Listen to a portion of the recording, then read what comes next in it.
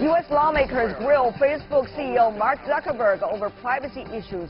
Who or what could keep social media users' data from falling into the wrong hands? And who are the wrong hands? Our panel weigh in right after this break. Yes, welcome back. You're still watching World Insight with me, Tian Wei, coming to you Monday to Friday on CGTN. Facebook CEO Mark Zuckerberg has finished the two-day congressional inquiry at Capitol Hill. He answered many tough questions from U.S. senators as he seeks to reassure lawmakers, the financial markets, and users about online privacy concerns. The social media giant is facing criticism after it was reported that data from as many as 87 million Facebook users was transferred without consent to Cambridge Analytica, a British political consulting firm used by the Trump 2016 presidential campaign.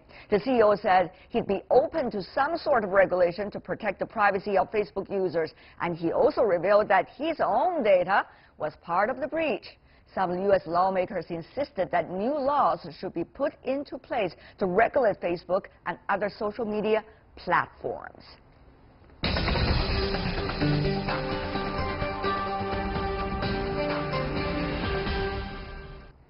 So how vulnerable is social media like Facebook to data poachers? Is it the end of digital privacy as we know it? What's next? Let's turn to our panelists. Here in Beijing, we have James Sun, who is the Chief Strategist of Zoc Strategic Marketing. Welcome, sir. In Washington, D.C., we invited Ernest McDuffie, founder and CEO of Global McDuffie Group.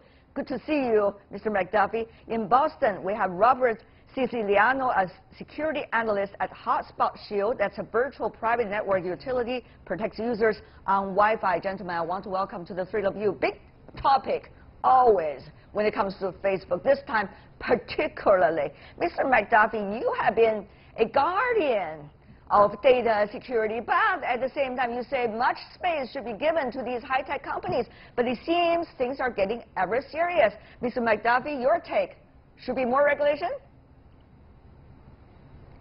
So there's clearly a big problem here. This idea of privacy continues to evolve, and the idea of safety and protecting individual information is evolving as well. Yeah. I think the congressional hearings with Zuckerberg were a positive step, and the idea that you're going to have to do some kind of regulation down the road, I think, is inevitable. What kind of regulation? Can you be just a little bit specific? So I think particularly in view of the 2016 election, the idea that the type of social media platforms like Facebook and Twitter are actually broadcast journalist platforms, that there's news coming across those platforms. There's some that believe that those platforms should be regulated the same way news organizations are regulated. Okay, that's one thing. Mr. Siciliano, there are other things too. Whether those data coming from the Facebook users, well, Facebook has control of it, should be, brought to the others or being sold to the others, like the advertisers, or in a way be breached by the others. Here's the thing. So, Mr. Siciliano, your take. Where should the direction of the regulation go? So the regulation currently is relatively non-existent. Facebook, Instagram, Twitter, they pretty much do what they want at will with this data. Whereas when you look at companies like phone companies, right, AT&T, you look at credit card companies, Visa, MasterCard, American Express, these are highly regulated industries, and they actually have as much, if not much more, information on us, but they can't do as much with it due to all of that regulation. Therefore, if social media companies fall under the same guise of the same regulation as phone companies, credit card companies, financial companies, and so forth, I think that'll certainly tighten up social media companies and prevent them from sharing too much information. All right. Even though the regulation could be different in a different format because it's just high-tech companies, but Mr. Sun, should they be regulated just as telecommunication companies are being regulated as suggested by Mr. Siciliano? Well, I mean, regulation to an extent is necessary, but I think it's been proven already through the 2 days of hearing that they simply don't understand how to regulate it. You know, they don't even understand the basic options that are being offered in Facebook because they're not users themselves. And I mean, it's really, you know, as a marketer myself, right. You know, Facebook is a gold mine. It's a great sales tool for us. People are not going to go back to billboard advertising, newspaper advertising. Right. It just doesn't make any sense. I mean, this is the wave of the future, and we just really need to embrace it. Okay, Mr. Sun is saying, Mr. McDuffie, okay, this is gold mine for us. If the regulator don't know how to regulate, then let's just let it be. Let this be no regulation. Is that what you're having in mind, Mr. McDuffie? There could be a gold mine to you, too. No, not at all. I think we have to have some kind of regulation. Certainly, I understand from a marketing perspective the gold mine that Facebook represents, and the fact that I think he's absolutely correct that not only does the Congress not understand, but the typical user, particularly in the United States, doesn't have a clue as to the extent of the information that's being gathered on them or how it's being used.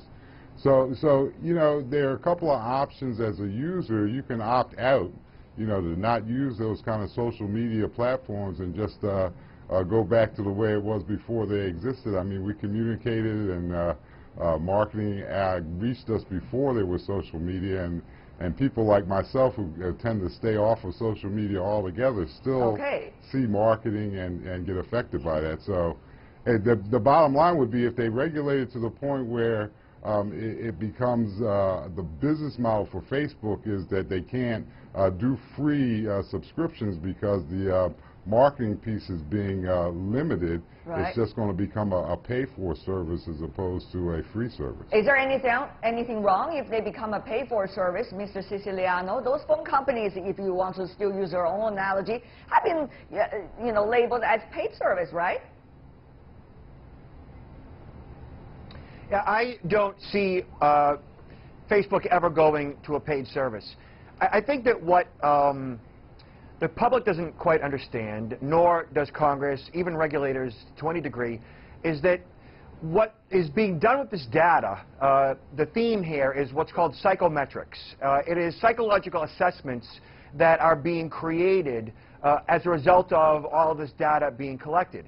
And millions of users have voluntarily coughed up that information when they are engaging in various applications and studies and quizzes and so forth. And all of that personality and assessment and so forth that's being gathered has taken sales and marketing to a whole nother level.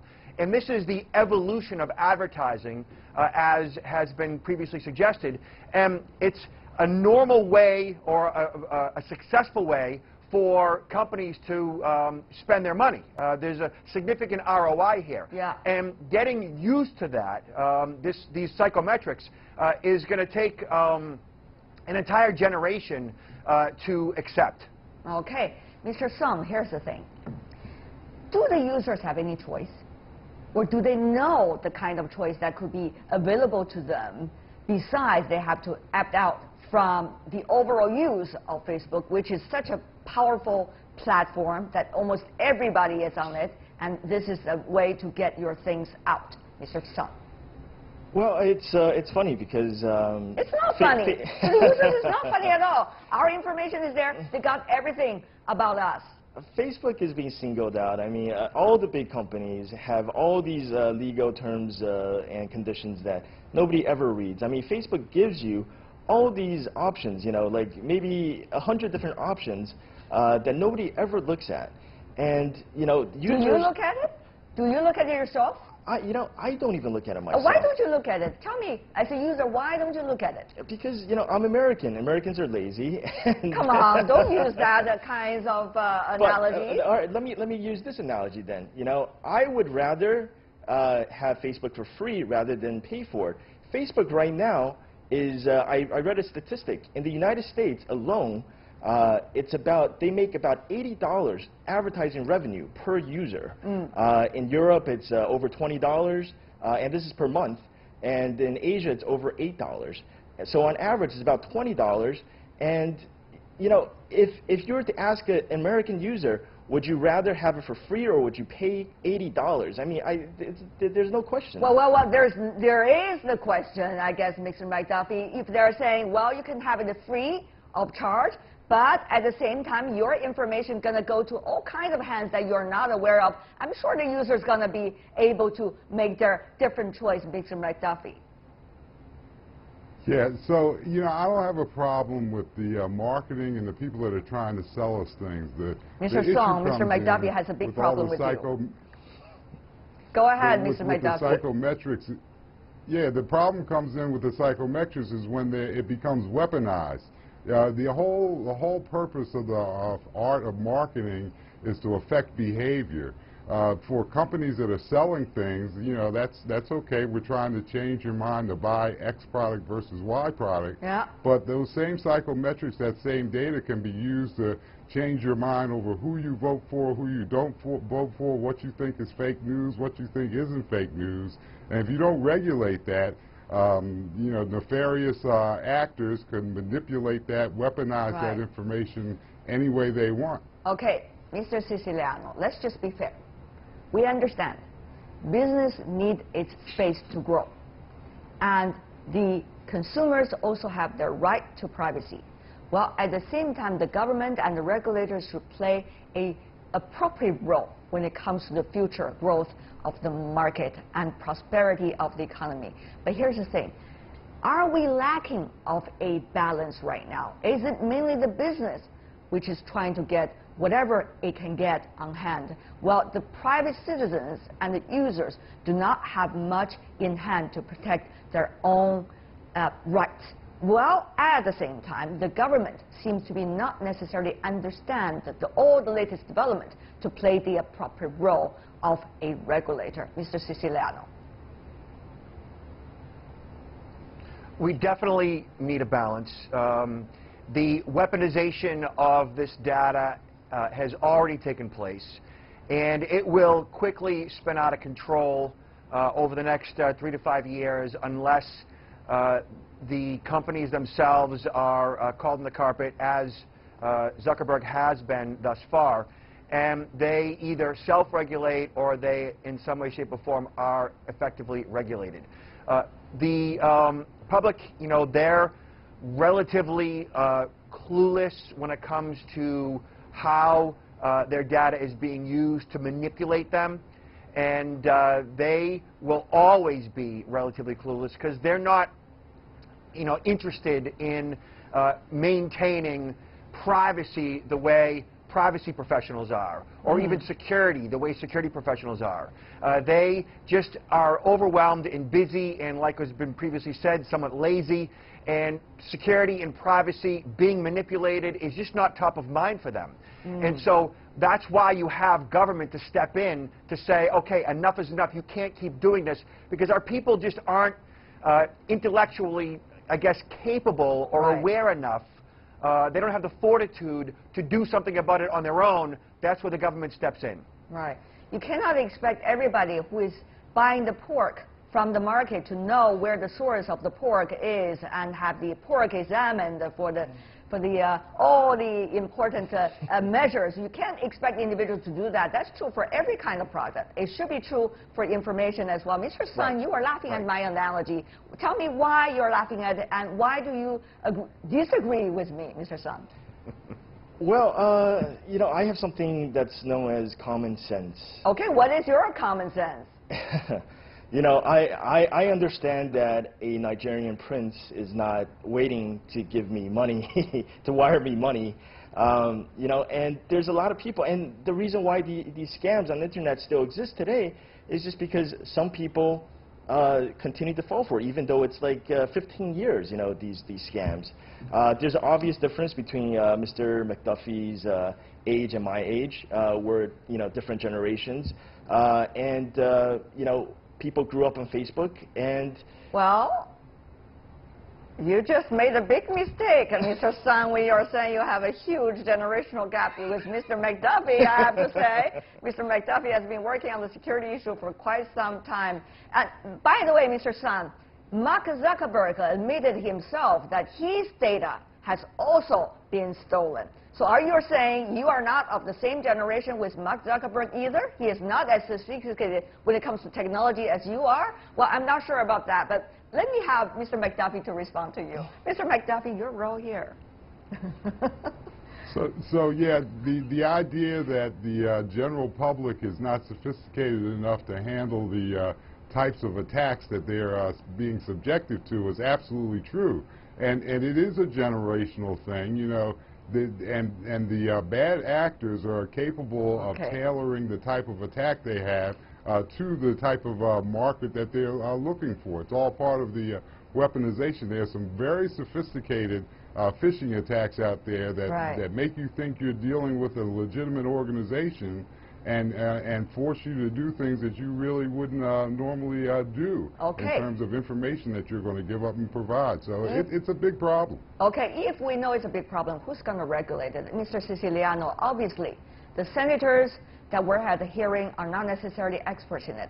But there are experts they could take advantage of, for example, with a technical assistance or assessment office or something like that, which was already closed back in the 1980s, to be able to do research and come up with some suggestions. Mr. Siciliano, what would be this way for the U.S., and do you think it could have an impact on the rest of the world? So there are a number of privacy advocates out there, both funded by federal grants, others, nonprofits, and so on, that definitely have a say and would definitely have effective input. I actually, crazy as it sounds, I believe that Mark Zuckerberg, that Facebook as a whole is remorseful at this point. I do think that they were somewhat caught by surprise. I also believe that they knew a little bit more than what they're alluding to. Yeah. That said, I think that that internally that they will begin to self-regulate and reach out to others in Silicon Valley and come up with something effective. You know, this for Zuckerberg's young, and for the next 30 or 40 years, I think that he will rein in his own company and work with others to self-regulate and propose something to government that would be a blueprint going forward. Even though we have heard previous cases that Facebook was being questioned and they were suggesting they were doing self-regulations.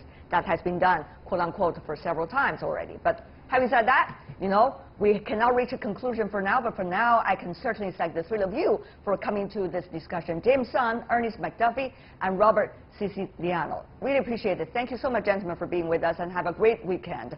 And that is all the time we have for today. If you'd like to see more, try to find us World Insight CGTN into your search engine, or check out our YouTube channel. You can also follow us on Twitter, Facebook, and Sina Weibo. From me, Tian Wei, and everyone on the World Insight team, thanks for watching. Tune in again next time for insights across China and around the world. Have a great weekend, everyone.